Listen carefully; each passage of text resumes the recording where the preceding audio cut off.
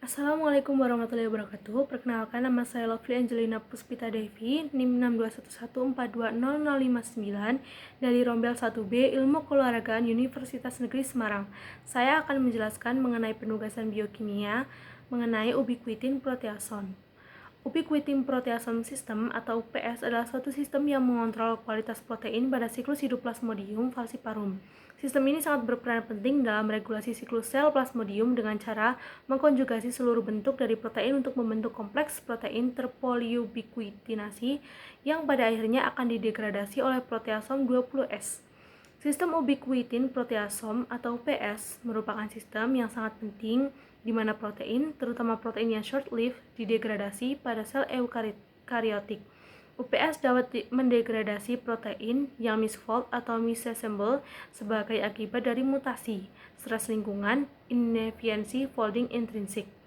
UPS juga berperan terhadap turnover banyak protein normal, termasuk banyak regulator sel seperti kinase dan faktor transkripsi yang ekspresinya dikontrol oleh keseimbangan antara sintesis dan proteolisis. UPS juga mengatur berbagai macam proses biologik seperti diferensiasi, neurotransmisi, dan apoptosis. Proteolisis protein seluler adalah suatu yang sangat tinggi, kompleks, sementara dikontrol dan diatur ketat, proses yang memainkan peran penting dalam beragam dasar proses seluler. Itu dilakukan oleh kaskade yang kompleks enzim dan menampilkan tingkat spesifitas yang tinggi menuju banyak substratnya. Transfer ubiquitin yang diaktifkan dari E1 ke anggota E2 keluarga. Transfer ubiquitin yang diaktifkan dari E2 ke substrat 3 spesifik. Pembentukan kompleks substrat E3 dan biosintesis dari rantai polyubiquitin berlabuh substrat.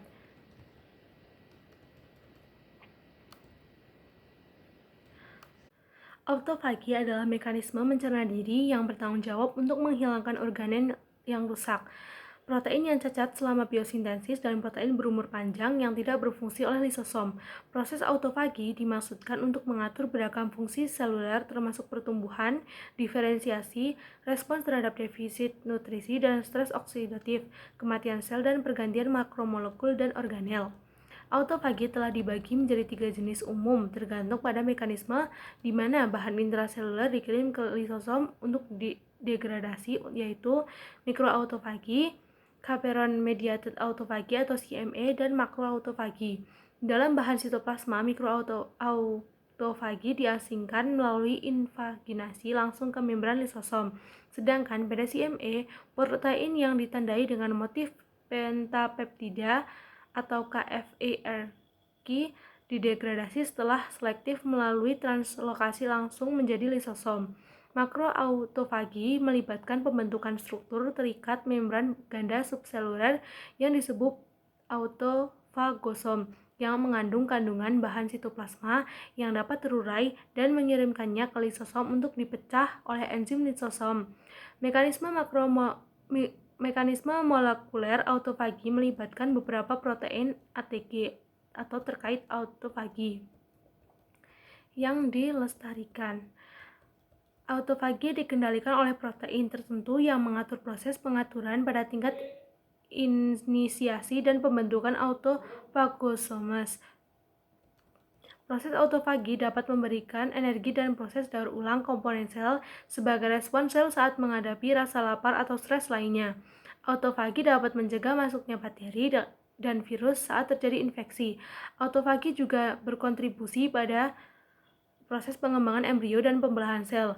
Sel juga menggunakan autofagi untuk mendegradasi protein dan organel sel yang rusak sebagai mekanisme kontrol untuk melawan resiko penuaan seperti pada sarkopenia. Makro dan mikroautofagi menelan struktur besar melalui mekanisme selektif dan non-selektif. Dalam penelitian kanker, autofagi dapat berperan sebagai penekan atau promotor. Sebagai penekan, autofagi berperan penting untuk meningkatkan stres oksidatif, ketidakstabilan genom, dan aktivasi respon kerusakan DNA. Sel kanker juga bergantung pada autofagi untuk bertahan hidup karena tumor tergantung pada suplai nutrisi untuk pemeliharaan proliferasi sel yang cepat. Seringkali proses seluler seperti apoptosis dan peradangan dikaitkan dengan berbagai jenis penyakit dengan harapan autofagi dapat mencari biomarker atau target obat yang potensial. Peran penting adenosin monofosfateaktif protein kinase menginduksi autofagi dalam mempertahankan homeostasis seluler dalam kondisi kekurangan energi. AMPK adalah indikator sensitif status energi seluler melalui deteksi penurunan ATP dan rasio AMP atau ATP yang tinggi. Dalam konteks iskemia miokard, AMPK diaktifasi oleh ATP rendah yang selanjutnya memicu autofagi berikutnya. Bukti yang muncul menunjukkan bahwa AMPK memodulasi inisiasi autofagi.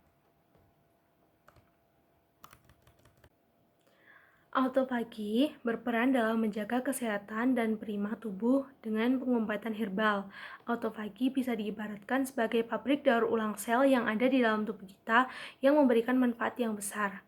Nah, itu adalah penjelasan dari saya, Lovely Angelina Puspita Devi. Semoga bermanfaat dan terima kasih. Wassalamualaikum warahmatullahi wabarakatuh.